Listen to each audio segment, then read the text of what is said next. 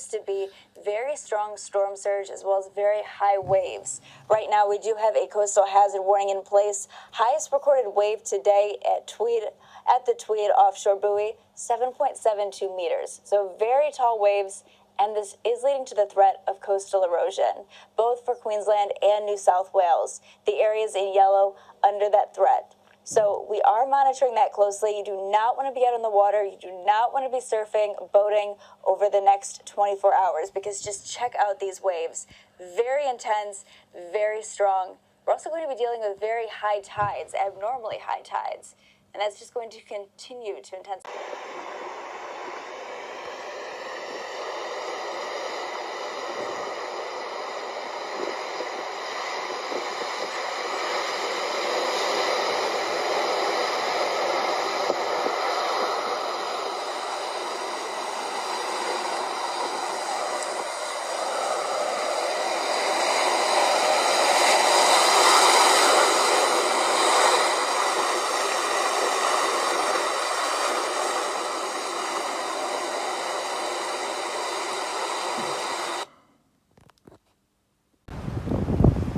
So we're here at Front Beach at Arakoon, and the tide's just going out, and the surge has been amazing.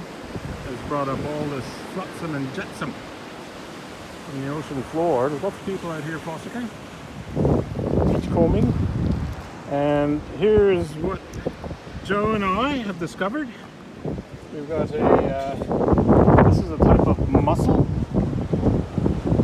You want to put your hand in for skating, so you can see it's pretty big. And then there's this starfish that we found.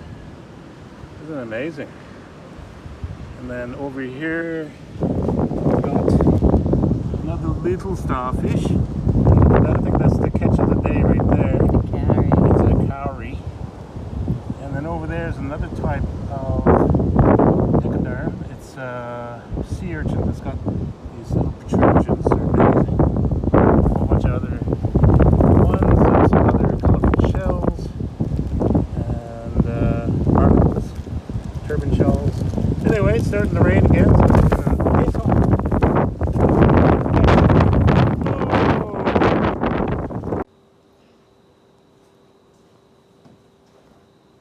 So this is a magnificent cowrie from South West Rocks. We picked it up today, washed up by Cyclone Alfred. This shine on it is amazing. This is the natural shine. It's got one little chip, but otherwise it's perfect.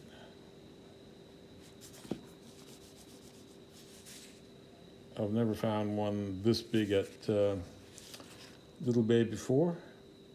The big ones that I found before are just plain white. So this is quite amazing. Just the depth of color, the patination. It's quite nice. I've got a booklet, the cowries of New South Wales, so I will see if I can find out what particular variety this one is. It's quite amazing. Anyway, we'll go back again tomorrow at low tide and see what can be found. There you go. Big smile. Big cowrie smile. Treasure. Hey, Rippy, how's it going? This is day 2 of our fossicking. So we went out at low tide this morning and did some beach combing. So we've got a whole bunch of turban snails. These ones here are mainly empty, but we did pull up a lot of these full ones, which are good to eat. So I'll be taking them into the kitchens shortly, and I'll either put them in the fridge for a while or doing them up. And they have these hard doors use in making jewelry. They're quite spectacular. Calorie wise, we got 19, 3 or 4 partly broken, but some really good quality and amazing ones. Some big ones and little ones. Lots of different types, well, a few different types. But good score. These ones here, I don't know the name, I'll look it up. They're quite attractive. Quite a few of those washed up. Some more turbines back there. These are little baler clams, shells, or snails I should say. Somebody had a couple big ones there. And there's a variety of these other snail types, gastropods. And then there's these sort of moon snail shapes as well. A nice cone shell.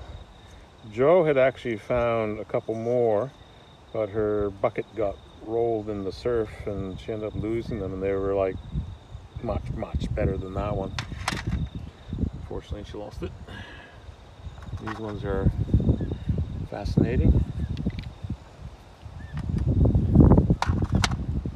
And another rather large conchi type thing, and these are good eating, so I will maybe make a chowder. So that one's alright. Some of these mussels, tropical mussels. Some titans down there. I'm going to look them up, see if they're a bit like an abalone.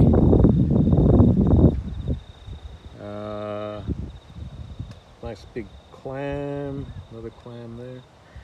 Bunch of little starfish.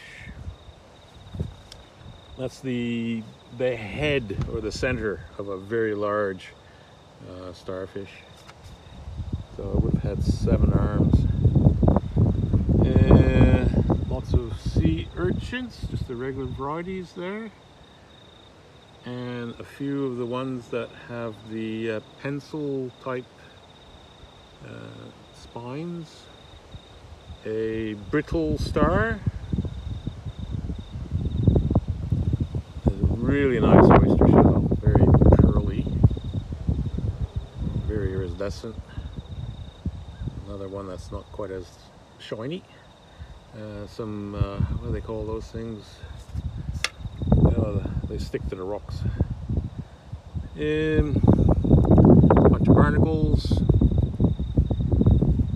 Some encrusting coral or some sort. The head of a lobster, unfortunately, just the head. It was like they found the whole thing. A scuba diving, or actually a free diving mask.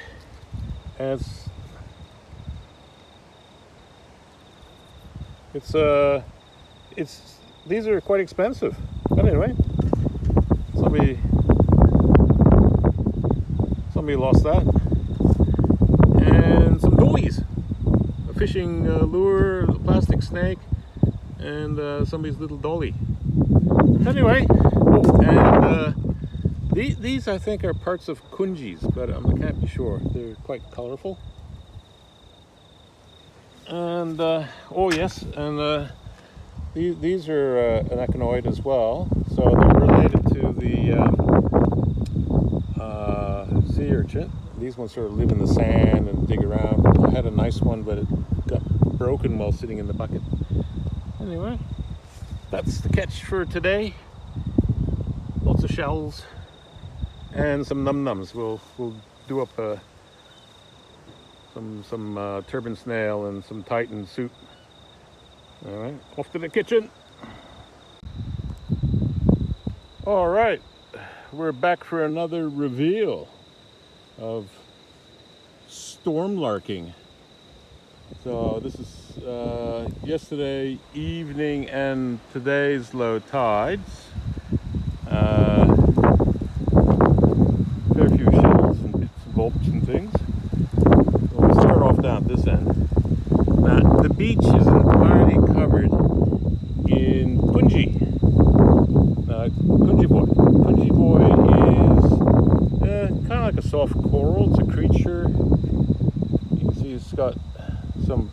prickly incrustations at the base. They squirt when you step on them.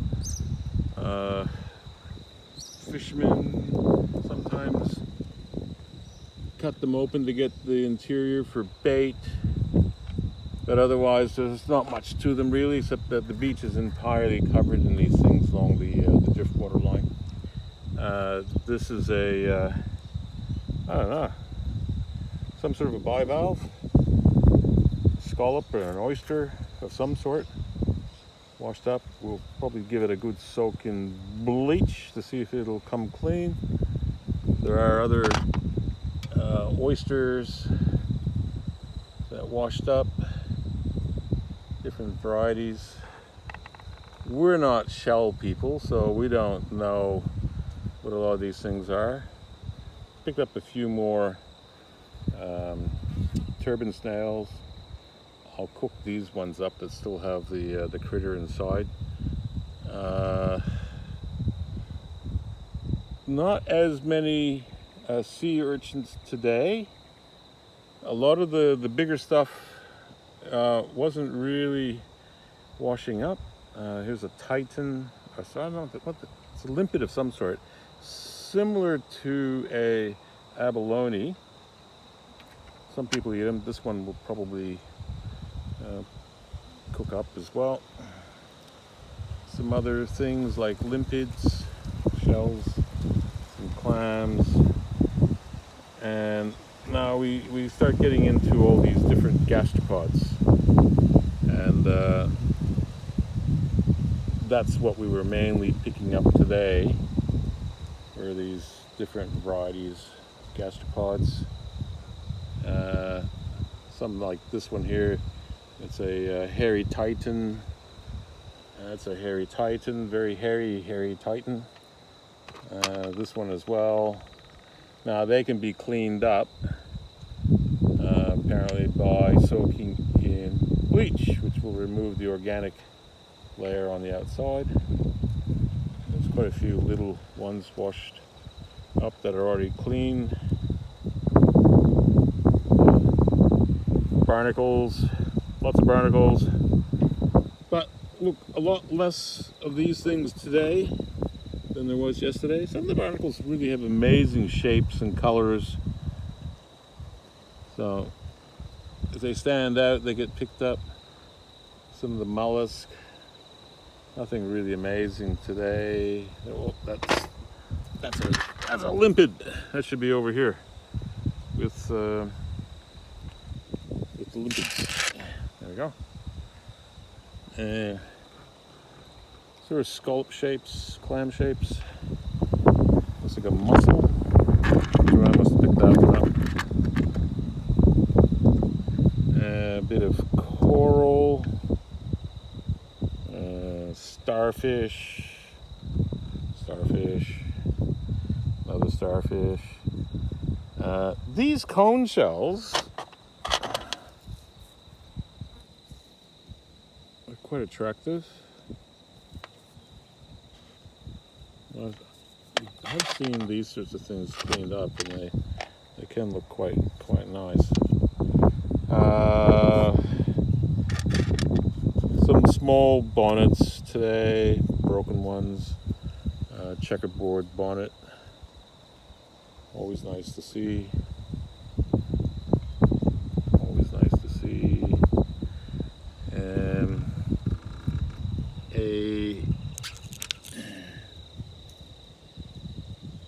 I believe that's a piece of a bird.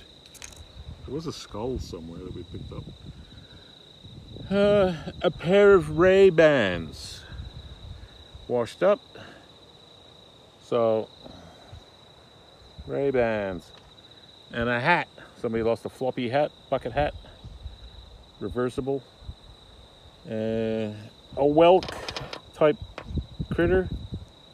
Now, we don't see too many of these, and I think it's because they're usually in the intertidal zone. And then this is a turtle scoot.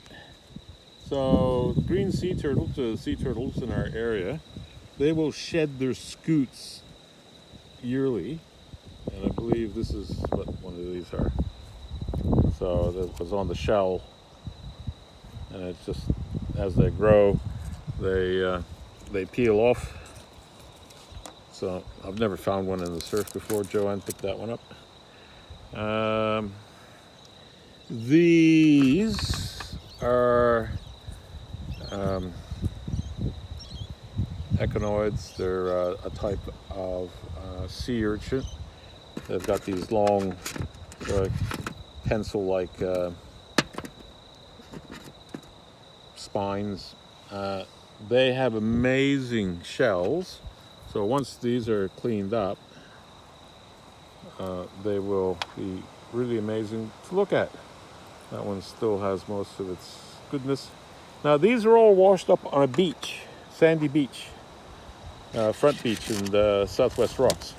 So they will have washed away from the rock and reef area, and so their chances of surviving are nil.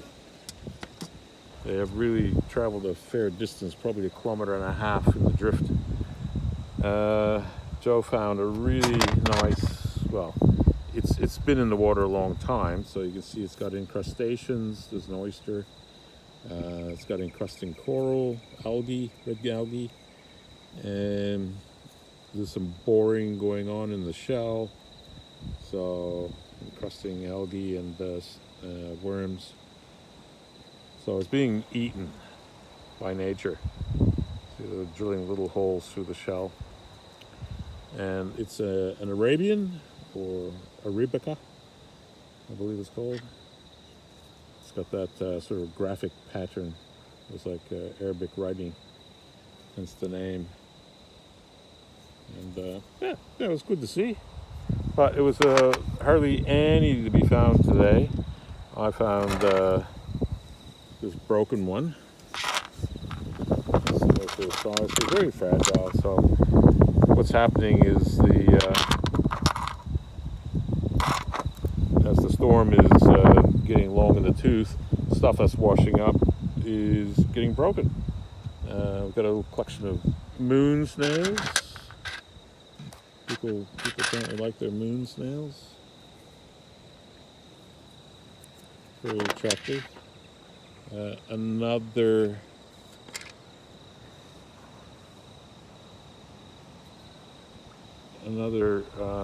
cowrie. This one's called erosa, or some people call them just an eroded. So not very many today. And what's this? A piece of encrusting coral, like a tube worm of some sort. And Joe really likes her driftwood, hence we got a bunch of driftwood. That's some of it. But yeah, that's today's take. Lots of treasure. And the wind's coming up as another front is coming through, so that's it for the moment. We'll be out again tomorrow and probably the day after when there's going to be a very low tide. So, see ya. So, just in Kempsey, people are preparing for the flood or high tide today. Sandbagging. Got sandbagging over across the street. Got Joe walking down the street past the sandbags. Ta-da! Tide's just coming in now. So in 6 hours, this might all have a bit of water under on the street. Who knows? Anyway, it's deadly quiet for this time of day.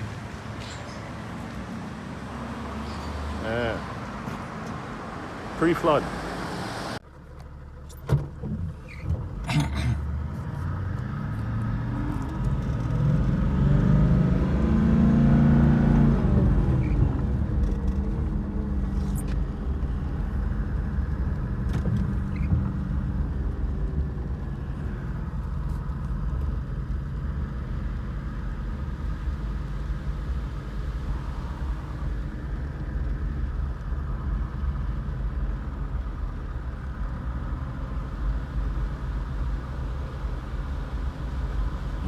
the water's coming across the road and into the paddocks.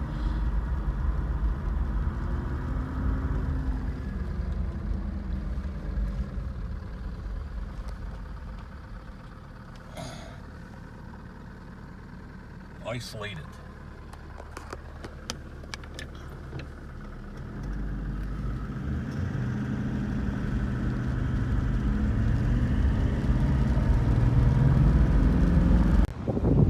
We're at the beach again. We've been at the beach, what, how often? Every day. For the last week and a bit. Week and a bit. And it's what, a balmy 28? And this beach is about 3 kilometers long, and I count a dozen people maybe. There's South West Rocks town proper, way over there. There'll be people over there for sure on the beach. The surf club is there, and then all the headlands going north, and there's the beach going towards Ericcoon. The jail's up on the hill there, you can't really see it, but yeah, been a week since the major storm, and we were just shell picking again. There's just a little lag layer now, not much to be had, but it's just nice to be at the beach. Yeah, there's the breakwater. Yeah, about a dozen people. Beautiful weather. The water's like 26 degrees. Perfect. This is where we live. Okay, this is the shell collection that Joe and I managed to gather from about the 13th of March through to about the 22nd, 25th of March. Most of this was collected in the week that the Cyclone Alfred was active. So, as you can see, we managed to gather quite a few different things. I'll start up at the top end. This may take a little while. So, shell collecting in New South Wales is definitely an okay activity. You're allowed 20 liters of seaweed or 5 kilos of shells per day without a license. If you have a license, fishing license, you can take certain things like turban shells for food and other food type shells and so on and so forth. So there are restricted areas like national parks and up north the Great Barrier Reef. So what we'll start off with are kunjavoy, which is a sea squirt. It's a creature that lives in the shallows. Pyra preputialis. And you'll see these at very low tide sticking out of the water, and they'll be often squirting a jet of water out. And they can get quite large. These ones have dried considerably, but you see how they've anchored on top of barnacles, and barnacles are anchored on top of them. And other sea life thrive around these things. There was an unusual thing we found. A sea mat zoanthid. I'm not exactly sure what it did in its life, but it washed ashore. It's a little soft, but it hardened up when it dried. And then there's the hard corals, encrusting corals. There's like tube worms and proper corals. There's chunks of branching coral and other types of encrustating organisms. Some very fancy ones, but there's one. Don't see a lot of hard corals in this area. You do see a lot of soft corals. The other encrustating things are barnacles, and I've only featured really the more impressive larger ones here. There are lots of smaller ones, but they can be quite attractive in their own right. These ones here, the Titan acorn barnacle, Megabalanus cocopoma.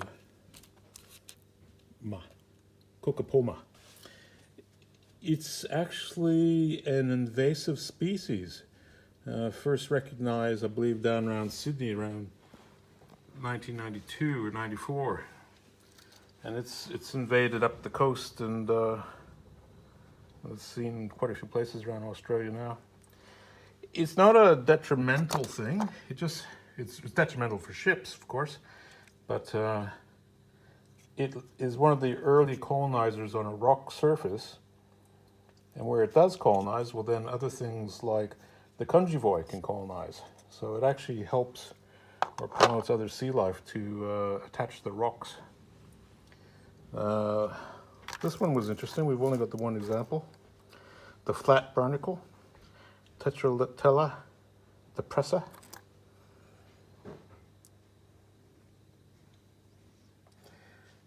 The purpley ones here are very common.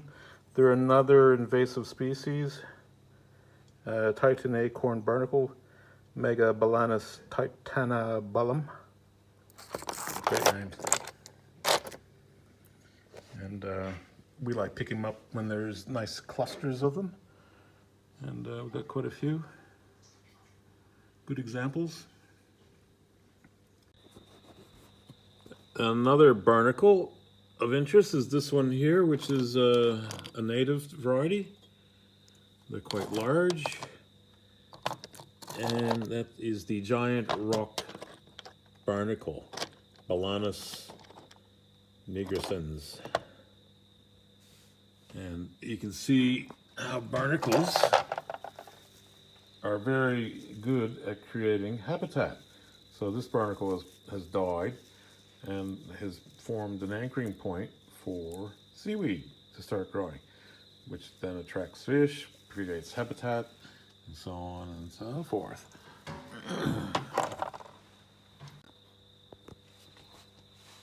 Interestingly, barnacles are not mollusks or clams or gastropods or anything like that. They are, in fact, more closely related to arthropoda. Arthropoda are things like crabs and lobster and shrimp.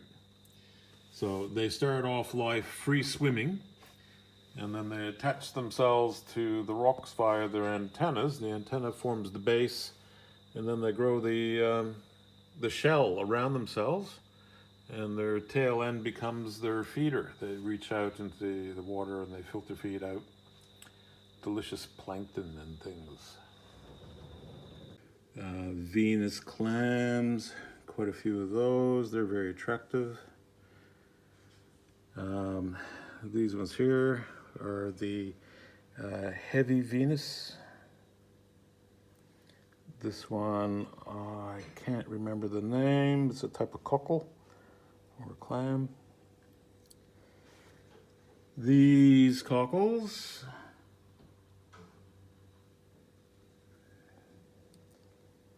very nice to look at. I think one name I have for them is de la Beche cockle, Nemocardarium bechi. Yeah. And then Australian gapper. Funny looking thing. These ones here are the southern bearded arc. They've got this fuzziness on them. Not really a great many of them around, but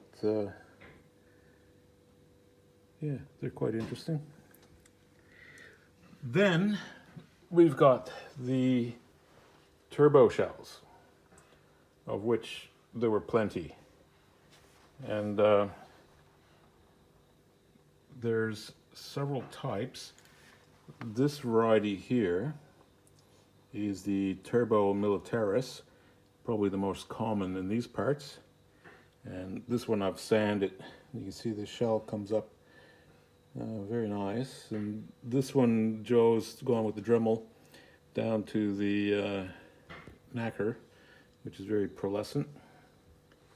They have these doors on them called operculums. I managed to find quite a few of those.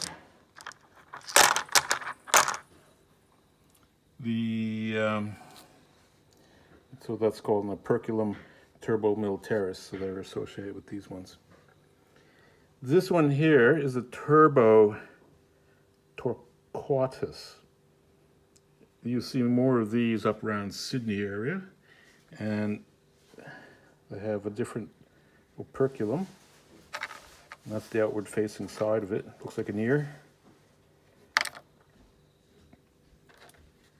Turbo undulatus. It's got that nice little zigzag patination to it. And it's got its own little operculum trapdoor.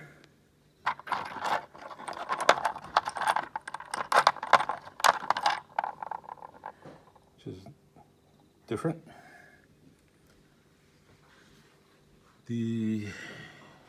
Not very many of those around though.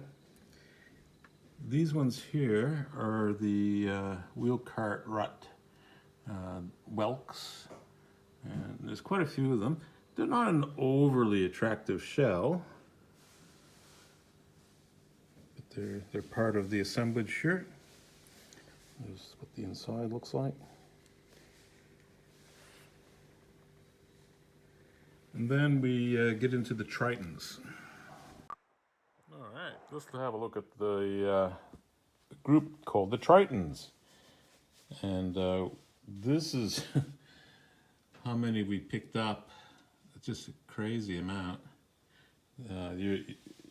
Usually you'd be lucky if you found one or two on a good day. And wow. So there's a granulated frog shell, which is quite attractive. It's got this sort of almost like a fishnet sort of texture. There's a couple of variations in color, but they tend to be this sort of blondie coloration. Beautiful teeth on them. Very attractive. We haven't seen any really big ones. There's a white triton. We only have the one. It's a little damaged, but yeah, the netted triton or rock whelk. And then there's the this is a granulated frog shell, but it's different to this one, so it's quite different. I'll have to do a little bit more research on that. The pink lady. These can get quite large, up to about a foot long. We've got a good sized one, broken, but look, it was such an unusual one, and just a couple of examples. I had to have it. And the small one is, we think it's a pink lady. I can't find anything else that resembles it. Then we have the hairy tritons. These are quite popular. And wow, look at the amazing color on them.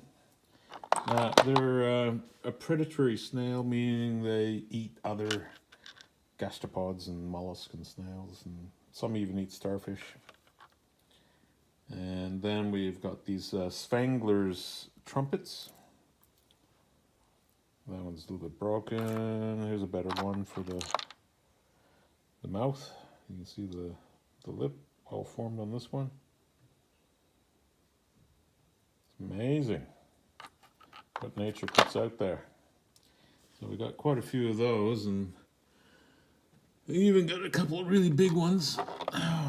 You know, that's fairly good size. It's just amazing what washed up in the storm. Picked all this up in the space of mainly a few days, and then extras in the following days after that. These ones are, they call it a dog whelk. And it's listed as exactly the same as this one over here, but you can see the difference being that the ribbing is not as deep, whereas the other ones are called a cartwheel rat. Or just a white rock whelk. Yeah. And then we scored this amazing, magnificent volute, which is like a Baylor shell, but just huge.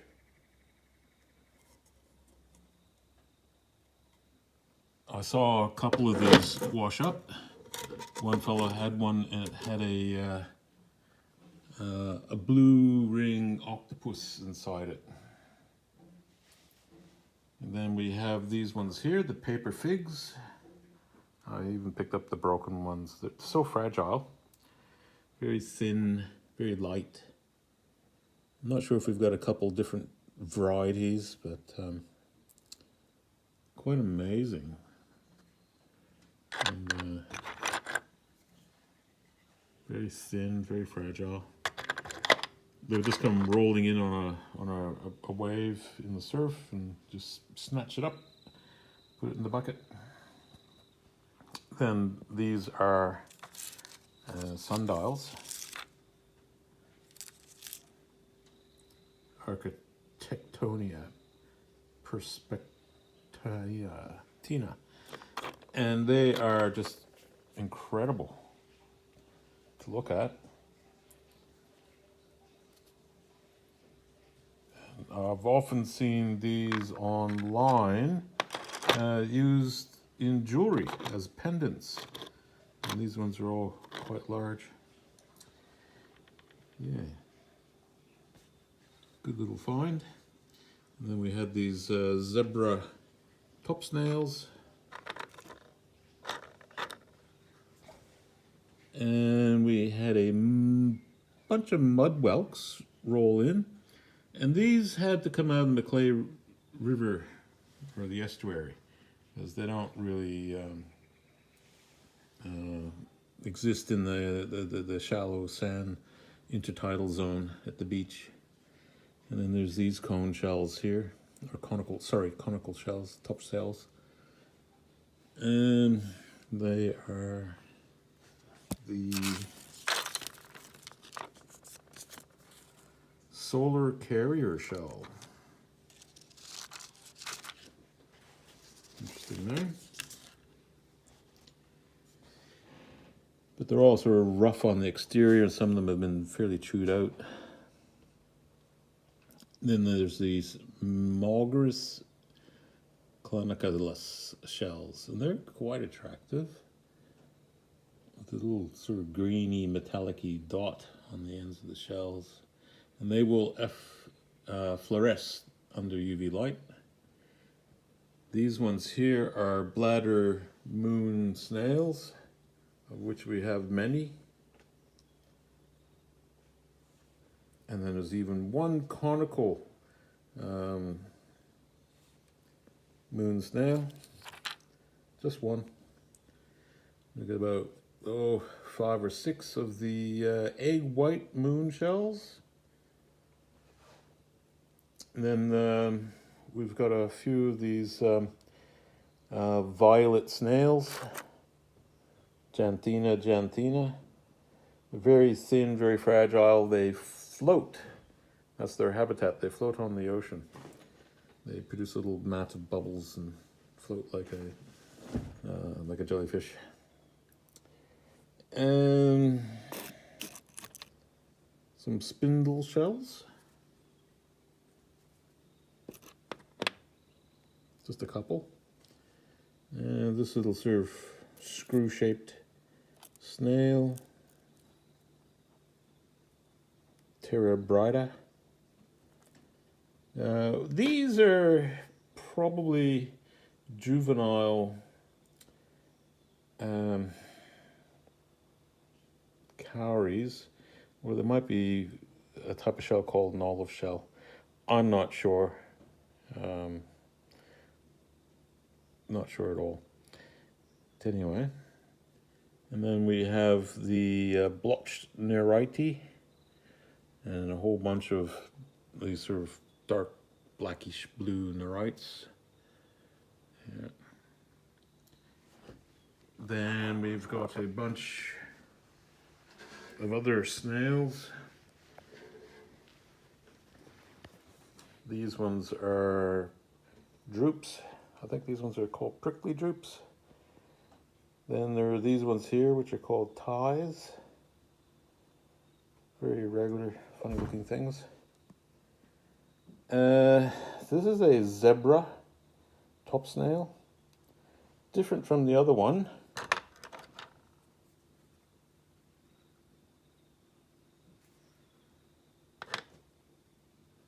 A segment from a chiton. Then there's this one here. It's the only one we got. It's a femoral. It's very attractive.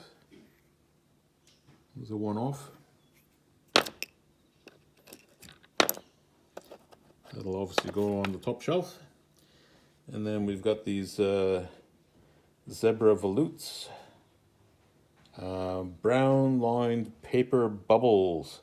Very fragile. I think only one is fully intact. And then there's a Captain Cone. This is a cone shell. They do sting. Some are poisonous to the point where they have killed people. Not this particular variety. Joe did pick up a couple of these very deadly ones, but her bucket got knocked over in the surf and they rolled out, never to be found again by us. There's another cone shell, just generic, I'm not sure which type. I got the Latin name there. Here's another one called the musicus. Another little cone shell. Oh. The anemone, I believe. Little kelp shell. Tiny as. I'm not very good with tiny. My fingers get in the way.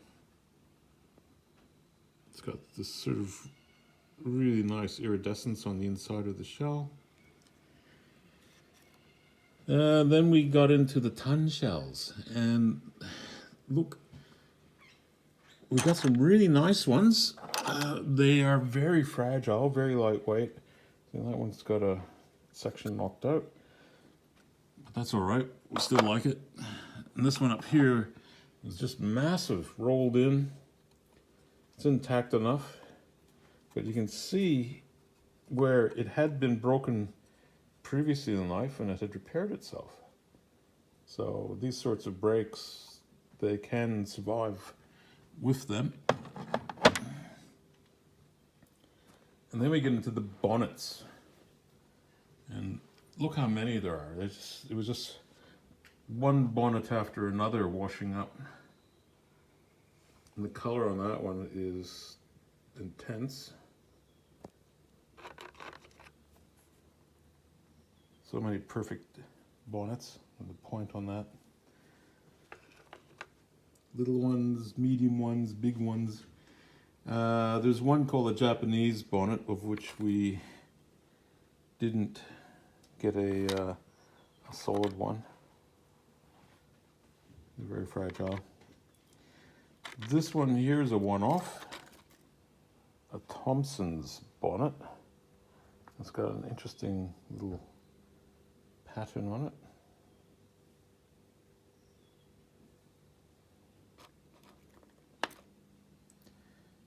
And then these ones here are the banded bonnets. You see how they have these little teeth on the edge of the shell, and the coloration goes across like a band, but still has a sort of a checkerboard pattern to it. And that one looks like a little bit different. So yeah, I still have a lot to learn about all these things, but geez, some nice coloration. The other ones are the checkerboard bonnets. We got some good ones and some that are not so great condition, but most of them are really good. And the checkerboard, you see, it's quite clearly a checkerboard style pattern. Very nice. Great finds. All right, let's move on to this section.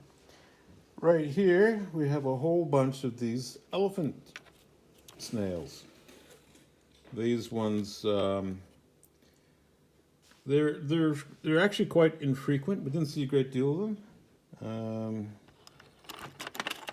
There were some that were slightly still alive when they washed ashore, but they're in the wrong zone. They live on rocks, and when they washed up to the beach, it's basically that was the end of them. Yeah. And, they're often referred to as the Roman shield. You can see why. They look like a shield, a very primitive style of snail, much like a limpet, of which, of course, then are the limpids. You see there's quite a few different types of limpid. There's keyhole limpids, of which we only found a few. Most of these are, I believe, are variegated limpid. They look quite good underneath because they're quite polished. And there's some of the other little ones. Razor clams, or leafy oysters. So these things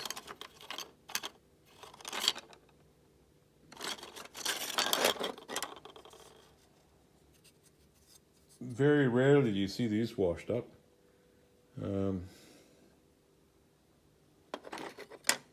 I've seen them when I've been out spearfishing, sort of poking out of the mud in a vertical position like that.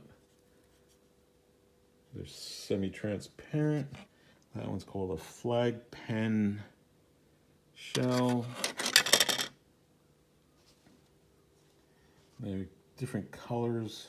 This one's a Pienidae. It almost looks like an insect wing. The light comes through it. Golden color on that one. The red wing oyster.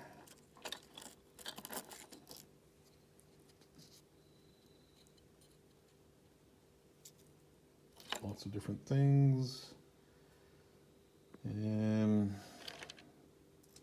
These are spiny clams, spiny oysters. Just amazing. Spondylus, or a spiny oyster. And then more of these sea pens, comb-like razor clam. And yeah, there were a lot more of these. I should have picked up more. They were they're absolutely fascinating. Very lightweight, very fragile. They wouldn't last on the beach very long if left to their own devices. The mechanical action of the waves will break them down in no time at all.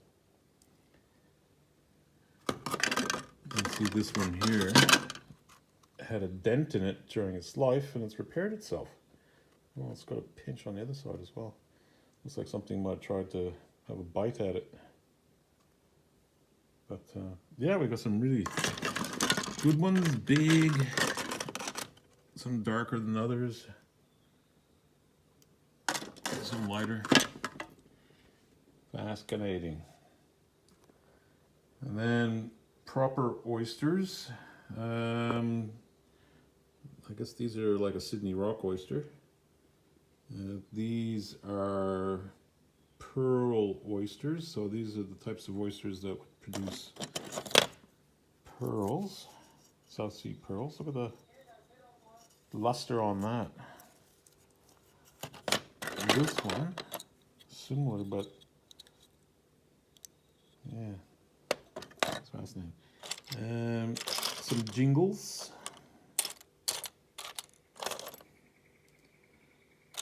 A funny sort of shell. Up here we have these oysters which are called Electra oysters, and they will fluoresce a bright red, which is pretty spectacular. And then we have the bird carditas. And there's a couple of varieties of those. Haven't subdivided it. It's almost like about the size of a pecan nut. The two halves of the shells tend to come up on the shore together. The Pacific jewel box, a type of clam. You'll often find them with the lid still attached to the bottom half, like this one here. So it looks like a little jewelry box popped open. So they can get to about an inch and a half, 2 inches across for a good size one. But then we found a couple of these ones.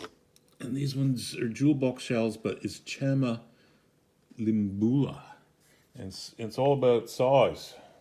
So nearly 10 centimeters across, 9-10 centimeters, something like that. 8, 9, 10. And the most southerly occurrence known of these is the Solitary Islands, which is about 100 kilometers north of here, or more than 100 kilometers. So when we describe this collection, we will upload a lot of the information, and so this new occurrence will extend the limit of this particular shell further south. And there we've got 2 examples of it. This one's got the kunjivoi growing on top of the shell. So they create a habitat for the things to stop and grow.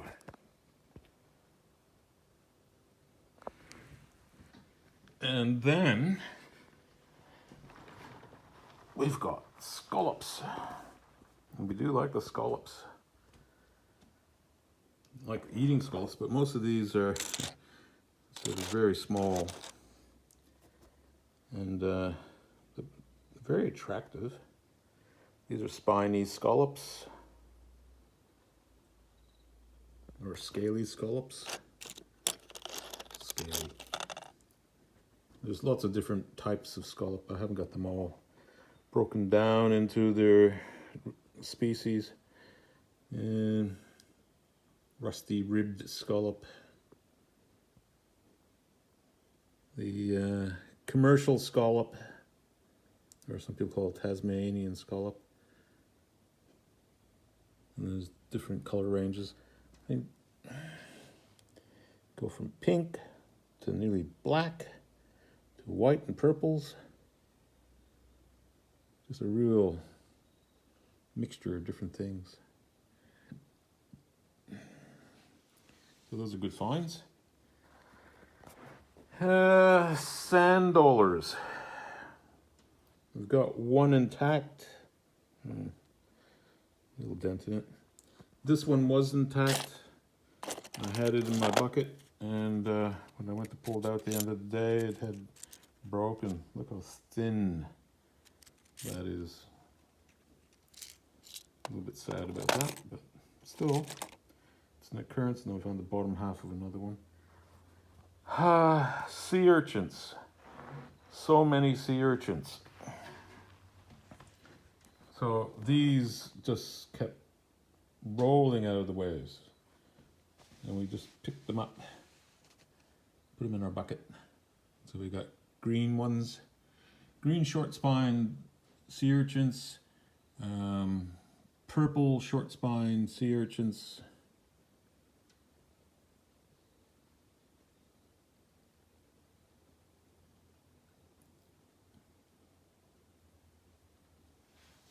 You know, some of these are quite large. Like that one over there, that's massive. They're not perfect, but wow.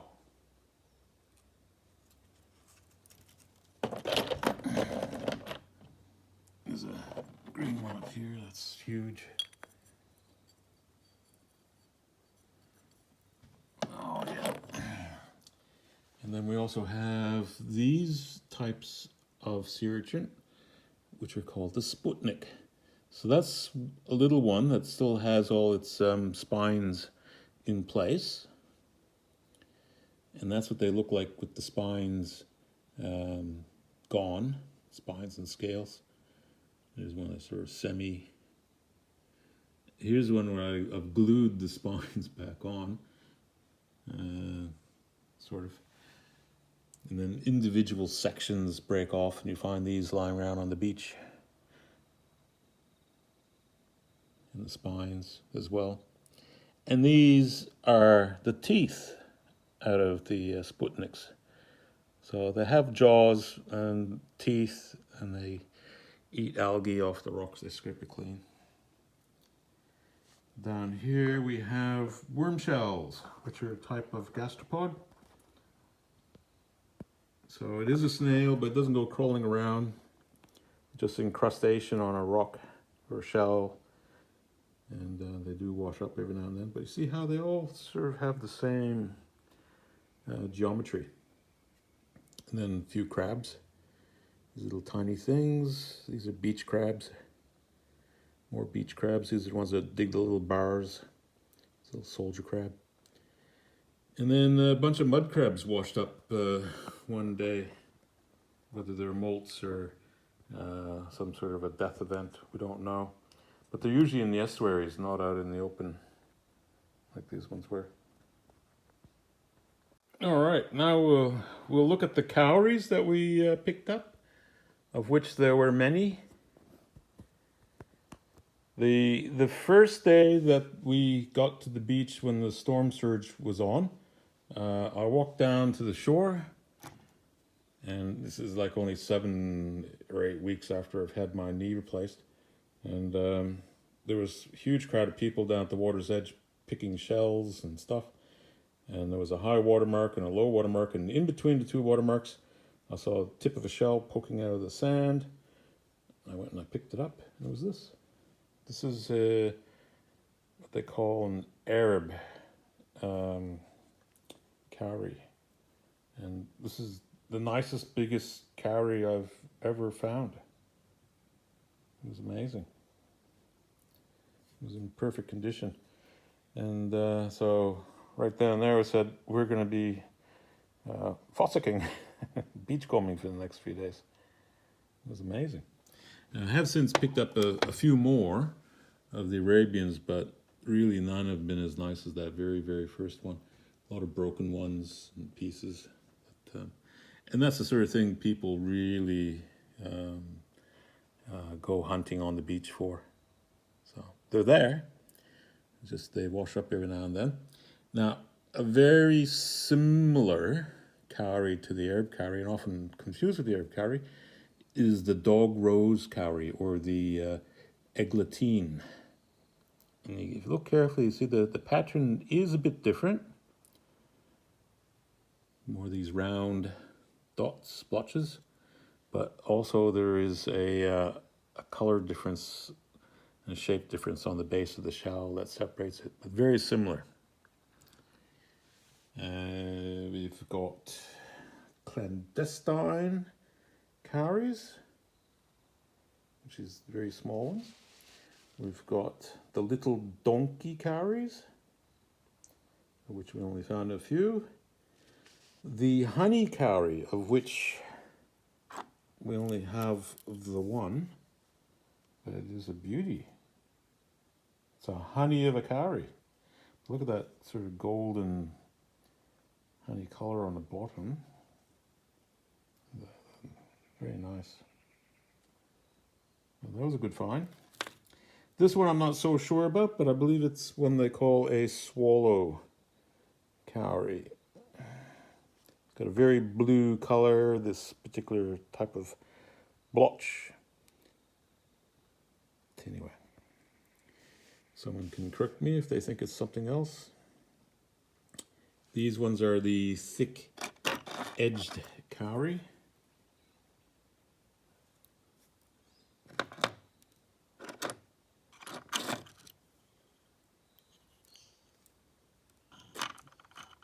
Got a bunch of those. I'm not entirely certain about these ones. They look a lot like an rosa with just a heavier yellow color to them.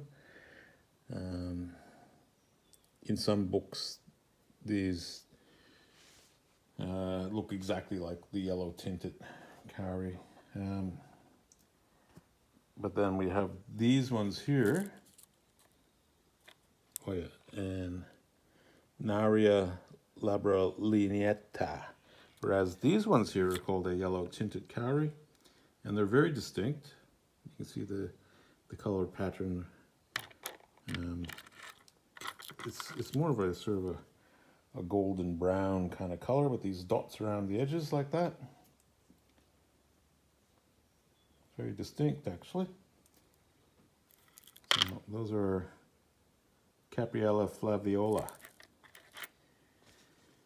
And then there's another one I'm not 100% sure about, but these might be just the erosa or eroded, but I've called them, these particular ones, a green tinted Eronia subviridius. They seem very distinct, but I could be wrong.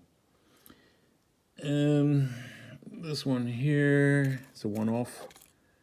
Compton's cowrie, I believe.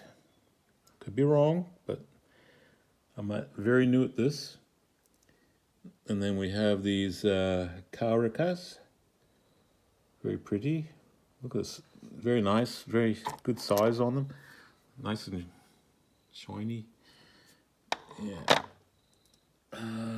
These guys are distinct. What are they? I've called these a lynx cowrie. I'm not sure if that's correct.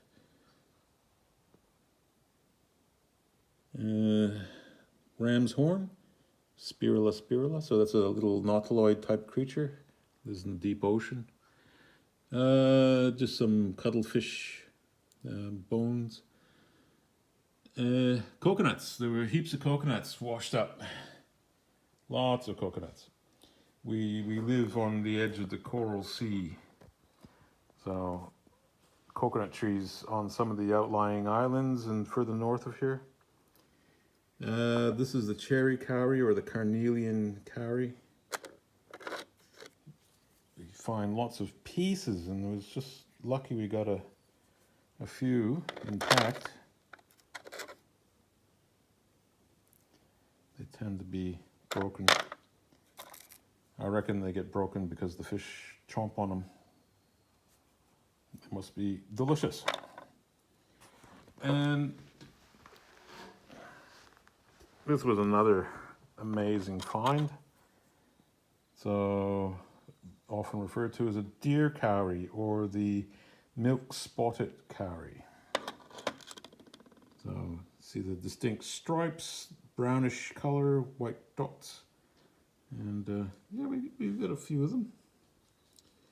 This is another one that's quite frequently broken. Broken dreams. Snakehead cowrie, not uncommon. And got quite a few in really good condition. Very shiny and smooth. Very distinct. I've still got sand coming up. Very attractive. I've got an unknown cowrie. If somebody knows their cowries can let me know what they think it is. Oh, I don't know.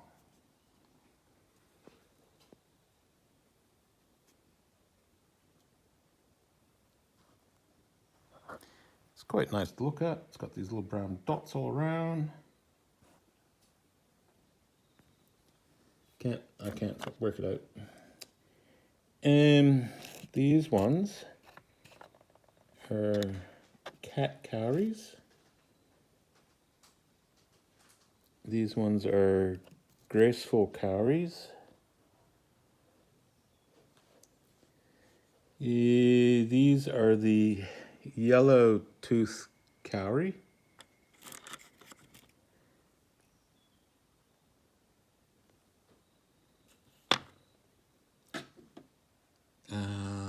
And then we have the eroded cowrie or erosa. And we got many of these. Here's one that's been drilled, predated upon. So this is the most common cowrie we find here. Some are in absolute beautiful, pristine condition. And there's a lot that are weathered. They get buried in the sand, and then the critters that live in the sand start to chew the shell.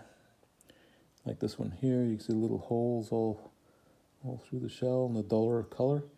Whereas one that's fresh and pristine is super shiny. Yes, but see how they got that sort of flatter little apron at the bottom of the shell with the little lines that really sets them apart from other cowries. Even though they have a range of color tint from sort of yellow through to brown, greeny brown. Those are the cowries. This is the final roundup. So, well, we took a lot of the little miniatures and we put them in this nice little display, which is quite attractive. You can do that with your shells. We'd like to get a bigger one of these with bigger spaces. But, yeah, no, it's a great little display unit. Going on to the rest of the odds and ends picked up, we have these Chinese umbrella. And I had never seen these before. And yeah, we came across quite a few. There was an even bigger one, which I didn't pick up. I should have. It's buried in the sand for sure now. Fish bones. None of these are shark vertebrae, which are quite distinct. And there's a a seabird breastbone and other bits and pieces, skull pieces, jaws, some wing bones, some more breastbone. A lump of coal.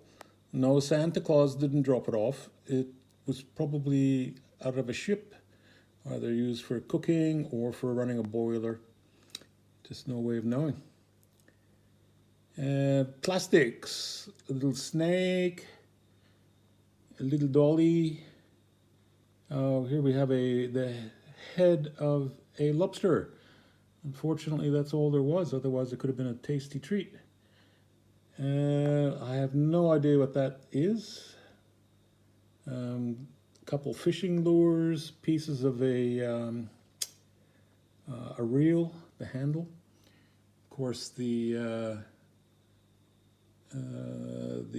skin diving mask. Now, these cost about $120 a pop. So it's in really good nick. I'll probably end up using it. So, not a bad find. Nice pair of Ray-Bans. This need a little tidy. They're not really in bad shape at all. Bit of driftwood representation. Tennis balls. People run their dogs on that beach. So plenty of tennis balls floating up every now and then. This piece of rock is unusual in that it's nice, flat. It's a metamorphic. Nicely fits in your hand. Make a good skipping stone. How did it get there? I don't know. The location is surrounded by granite. So this kind of rock shouldn't be there. So it's been brought in by humans at some point in time. More than likely. This here is a piece of wood, of course, heavily chewed by the wood borers.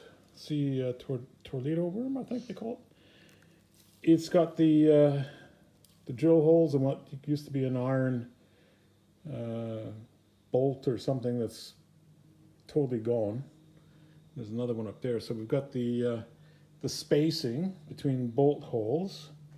Plus, if you look at it carefully, you can see it's actually 3 laminated types of, or chunks of wood. This is, I believe, to be some sort of a shipwreck fragment. There are several known shipwrecks in Trial Bay. The oldest one known is called the Trial, hence the name Trial Bay. And it sank in 1816 and has quite a tragic story surrounding it. It was hijacked in Sydney by convicts. They wrecked in Trial Bay, and there are no known survivors. There's rumors of a woman who was a passenger having survived amongst the local Aboriginal population until she was rescued in 1832, perhaps. Anyway, that's a story all on its own. The tail of a kangaroo, bone. And this here is probably the rarest item of the entire collection. It's bone. It was black when it came out. It since has, and heavy, and it since has dried and has become much lighter in weight and color. This is a whale ear bone. So you can just imagine an animal with an ear bone this big. It must have been massive. It does have some similarities to what I've seen as photographs of sperm whales have ear bones, but I'm not a specialist in this sort of thing. These do occur in the fossil record quite a bit as they're a durable piece of bone. So this must have been buried in the seabed for a long time and then just got tossed out by the erosive surges that were going on. Sponges. This one was picked up by Joe. So just look at the size of that. You know, it's been ripped off of some rock or object. Sponges are quite important. They make a habitat for the things, and they need something to anchor onto. So here we have a piece of shell, and they come in different shapes and things. You can see the importance of shells on the seafloor. It's an anchor point for a bit of seaweed. Resources, books. So, Seashells of Australia, a handbook. Australian shells, very useful. And this one, Cowries of New South Wales, very useful. But still, you know, cowries are have quite a bit of variability within them. So that's the collection. All picked up on. I've added some other crabs that have come up. This one in particular was amazing. We found that about a month after everything, and it's referred to as a pebble crab, and its normally habitat location is about 10 meters plus depth. So the surge has brought that up with the other bits and pieces, and we just happened to find it on the beach a month later. And that's just a blue swimmer that I Got the fish shop just for comparison purposes. Very nummy. But you can see, really, most of that came out of 1 week of fossicking on the beach. There's over 350 cowries and some very interesting objects. What are we going to do with the collection? Well, we're going to put the best pieces that we like on our in our cabinet. So we'll have a representative collection of all the different shells, and then the rest we'll archive.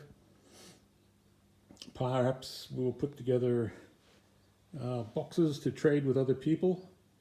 But what we will do is upload a lot of this information onto iNaturalist so that it's not lost to time. Anyway, we had a lot of fun doing this. It gave me a good excuse to go out and exercise my brand new knee, which was done on the 14th of January, and 2 months later, less than 2 months later, 6 weeks later, I was out on the beach collecting shells. It's great. There we go.